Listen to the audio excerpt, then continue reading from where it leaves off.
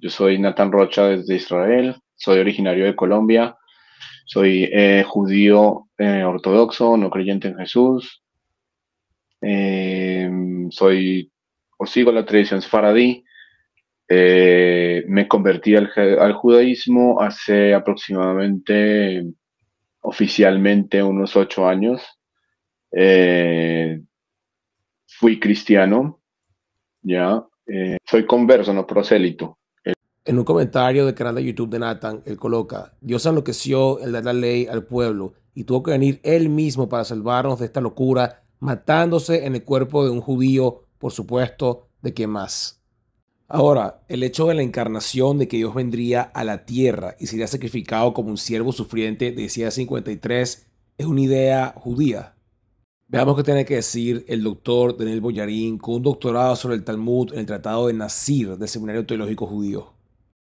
Today, I will try to suggest that there is more in the Talmud that might look Christian to us. In the book of Daniel, it tells us that 2 thrones were set up, and the Atik Yomin, the Ancient of Days, right, the old God, like the old professor, sat on one, and then it says there came one, Kivar Nasha, like a son of man, literally, and came to the old God, and the old God sat the young one down onto the second throne. Now, there's no question that in the book of Daniel, the one like a son of man is understood as a divine figure, as God, as a divinity, let's say, which is quite amazing, of course. Follow my logic. It's good, perfect Talmudic logic. If the one who is sitting on the second kisei, on the second throne, is the Son of Man, and if, according to the Talmud, the one who's sitting on the second throne is David HaMelech, then who is David HaMelech? In other words, David HaMelech, if the Son of Man is a divine figure, and I'm going to give you one absolute proof of that in just a minute. And if David HaMelech is that same figure, then David HaMelech, as the Mashiach who will come, is a combination, some kind of a combination of a human being, David HaMelech, and a divine figure. Now, how do I know that the one like a son of man is an actual image of a god or a godlike figure? Because it says he came on the clouds of the heaven. And there are 70 places in the Tanakh where someone comes on the clouds of the heaven, and in every single one of them, it is God who comes on the clouds of heaven. Come to the absolutely astonishing conclusion, the absolutely astonishing suggestion that the Talmud here comprehends the possibility, at least, that the Mashiach, Christos, right? Mashiach is just Christos in Greek, means the same thing, that the Mashiach is a combination of a human being and a divine person who is sitting at the right hand of the Father, waiting, of course, to be sent down to earth. Just simply have a lot of early Jewish literature that understands Isaiah 53, the suffering servant of Isaiah 53, to be the Messiah. There's more in favor of that interpretation than any other interpretation of Isaiah 53. Wow. It's just a great medieval rabbi. Luego Nathan escribe que Jesús contradijo la Torá. Es, pues, ¿por qué no? Un carpintero. Es decir, un rabino de la época, ojo, totalmente, que los rabinos, y lo digo 1000 veces, no es como lo pensamos ahora, porque ni cobraban ni nada, sino gente que son artesanos, y siempre he dicho, bueno, pues Jesús hay que situarlo en eso. Es un experto en la ley, sin duda, porque se ve cómo interpreta la ley a lo largo del Nuevo Testamento. Pero no pensemos que dejaba su trabajo para estudiar la ley, no, sino que algunos de esos menestrales, artesanos, y muchas veces he dicho el grandísimo Gilel, o Shammai, o Atalión, pues eran o mercaderes o zapateros, ¿no? Entonces, ¿qué es lo que tiene Jesús? Jesús es un gran experto en la ley, que luego hay que reinterpretarlo porque quita horas al sueño. Y porque es un genio religioso, que lo mismo que uno, bien dotado, aprende música a los 3 años o 4 sin que nadie se lo enseñe, y lo aprende porque lo oye en casa, este Jesús judío en su casa de Galilea, profundamente judío, aprende la escritura y aprende en la sinagoga. El gran trabajo que se ha hecho para juzgar la originalidad de Jesús es la comparación, las grandes comparaciones de las ideas de Jesús con las religiones de su tiempo, es decir, la escuela de la historia de las religiones, y las grandes comparaciones que se ha hecho con el rabinismo de su tiempo. Hay historiadores como Charles Guignebert y otros más, no son precisamente religiosos, que afirman: no veo ningún dicho, vamos a hablar de dichos, es decir, palabras de enseñanza, no acciones, sino no veo ningún dicho de Jesús contenido en los evangelios que no tenga un paralelo que, aunque sea más tardío, a partir de la Mishnah, es decir, esa colección de dichos rabinos desde el 170 a.C. hasta el 200, bueno, pero la mayoría son posteriores a Jesús, ¿no? Repito, tanto católicos como otros no católicos, exegetas, afirman que es absolutamente imposible encontrar algo que sea súper original. Piñero, en su guía para entender el Nuevo Testamento, página 196. Hablando de Jesús, cita ejemplos bíblicos para justificar alguna actuación. Por ejemplo, en los momentos de crítica de los fariseos contra los discípulos por comer espigas en sábado, Jesús recurre al ejemplo de David, que comió con los suyos de los panes de la proposición. Jesús utiliza aquí la escritura como lo haría cualquier fariseo. Página 200. Los evangelios pintan repetidas veces a Jesús disputando agriamente contra escribas y fariseos. Esta circunstancia lleva de modo espontáneo a considerar a Jesús como adversario acérrimo de este grupo. Sin embargo, y por extraño que a algunos parezca, un análisis atento de estas discusiones señalan que el modo de entender la ley mosaica por parte de Jesús, su manera de interpretar sus preceptos, su modo de razonar, sus creencias, su sistema de enseñar al pueblo con ejemplos y parábolas, se corresponden muy exactamente con la de un fariseo típico. Antonio Piñero, en su obra Año 1, Israel y su mundo cuando nació Jesús. Página 260. Cuando Jesús camina por esta vía y hace interpretaciones de la ley todavía más respetuosas con el ser humano, por ejemplo, recordemos la máxima: el sábado es para el hombre y no el hombre para el sábado. Se muestra como un fariseo de la mejor clase a la hora de hacer exégesis de la escritura. Piñero, en la verdadera historia de la pasión, según la investigación y el estudio histórico. Página 87. Otro tema de debate habitual entre los fariseos era la observancia del sábado.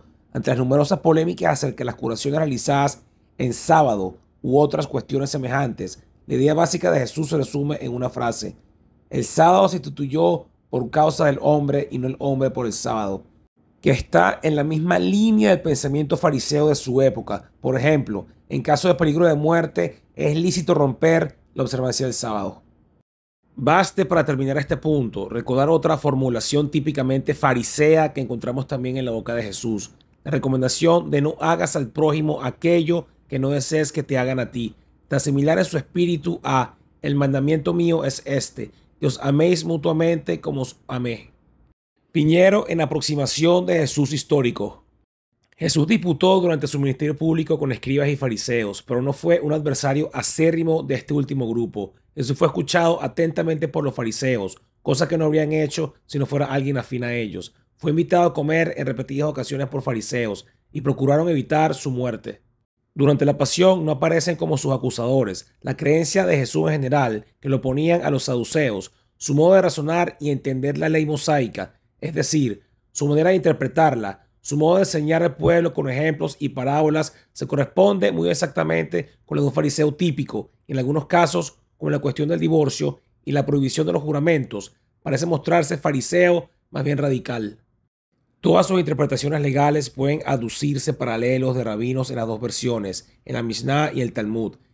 En época de Jesús y más tarde también, los fariseos disputaban reciamente entre sí sobre el contenido y alcance de la ley, sin que por eso los disentientes fueran sentidos como herejes, excluidos de la religiosidad farisea. Luego Natán escribe, está escrito y me ofrecerán 2 ofrendas en Shabbat, una orden de Hashem. Jesús dice, los sacerdotes transgreden el Shabbat sin culpa. El doctor Craig Keener, con un doctorado en la Universidad de Duke, en lo cual es un experto en el Nuevo Testamento y judaísmo del Segundo Templo. En su monumental comentario al Evangelio de Mateo, en la página 356, él escribe, rabinos del siglo II argumentaban que salvar una vida humana tiene prioridad sobre el sábado, ya que incluso el servicio en el templo anula el sábado, como en Shabbat 15 al 16. Los fariseos de la escuela de Shammai, más estrictos que predominaban en la época de Jesús, acusaban a los fariseos de la escuela de Hillel, más indulgentes, de trabajar en los días sagrados. Los hilalitas defendían su comportamiento por analogía con los sacerdotes en el templo. Otros razonaban de manera similar a partir del hecho bíblico de que el servicio en el templo tenía prioridad sobre las regulaciones sabáticas. La manera en que los juristas antiguos argumentaban a favor de excepciones era demostrado que al menos una excepción ya estaba implícita en la ley. De manera similar, si el sacrificio del Cordero Pascual anula el sábado, también lo hacen otras preparaciones para la Pascua, aunque algunos no estaban de acuerdo. Las preparaciones para Sukkot también anulan el sábado. Si la circuncisión suspende el sábado, ¿cuánto más lo hará salvar una vida?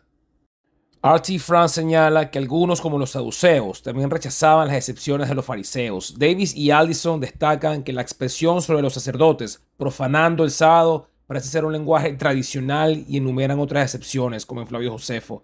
Los debates sobre qué mandamiento tenía prioridad cuando dos entraban en conflicto eran comunes. Otro erudito experto en el Evangelio de Mateo y el judaísmo del Segundo Templo es David L. Toner. En la página 310 de su importante comentario, él escribe, la segunda pregunta de Jesús se refiere a los sacerdotes que trabajan en el templo el sábado. Técnicamente esto infringe la ley, pero los sacerdotes son inocentes porque sus obligaciones culturales tienen prioridad sobre la ley en general del sábado. El trabajo en el templo tiene precedencia sobre el descanso sabático. Los fariseos son inconsistentes porque no objetan esta transgresión sacerdotal del sábado, pero sí se oponen a Jesús, quien es mayor que el templo y su ministerio sacrificial. Después Natán escribe, Jesús fue circuncidado al 8º día. En Lucas no dice específicamente que fue circuncidado, solo dice que le pusieron Jesús. Antonio Piñero en su comentario al Nuevo Testamento. Página 754 sobre el Evangelio de Lucas. Jesús es circuncidado como buen judío, por lo que será luego ministro de la circuncisión. Y más abajo, Piñero afirma que esta circuncisión fue a los 8 días, siguiendo el mismo comentario en Lucas capítulo 1, versículo 59, donde habla de la circuncisión al 8º día. Incluso en la página 753, en la misma traducción dada por Piñero, llamada circuncisión y nombre de Jesús, él escribe en el versículo 21, y cuando se cumplieron los 8 días para circuncidarlo, le pusieron de nombre Jesús. Luego Natán dice, está escrito, maldito el colgado en un madero. Ustedes dicen, se hizo maldición para dar vida eterna. Uno de los comentarios académicos más importantes del libro de Gálatas es el hecho por el Dr. Hans-Dieter Betz de la serie Hermeneia. En la página 151 está escrito, este concepto subyacente de la muerte de Jesús es interpretado a través de la noción judía de la muerte meritoria del justo y sus beneficios expiatorios. Antonio Piñero en su obra Guía para entender a Pablo de Tarso.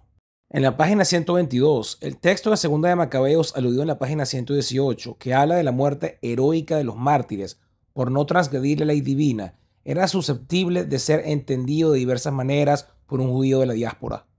El tirano Antíoco IV Epífanes fue castigado y nuestra patria purificada. Los mártires sirvieron de rescate por los pecados de nuestro pueblo, por la sangre de aquellos justos y por la muerte propiciatoria la divina providencia salvó al antes malvado Israel. Es posible quizás que el pensamiento común de los judíos de la diáspora del siglo I fuera la sangre derramada por los mártires expiaba por los pecados del pueblo, no exclusivamente por las másculas del santuario. Igualmente, los sufrimientos del justo sufriente y quizás su muerte en Isaías 53:10, quiso Yahvé quebrantarlo con padecimientos, ofreciendo su vida en sacrificio por el pecado. Verá descendencia que prolongará sus días. Se entendía como expiación, pero tampoco se explica el cómo. El Dr. Craig Keener en su comentario de Gálatas. En la página 254. Los judíos no necesariamente considerarían a alguien maldito por Dios simplemente por haber sido crucificado. Esta asociación puede haber surgido directamente de algunos de los interlocutores de Pablo en sinagogas que enfatizaban el veredicto del Sanedrín contra Jesús, o posiblemente de la propia polémica de Pablo antes de su conversión, basada en la misma premisa.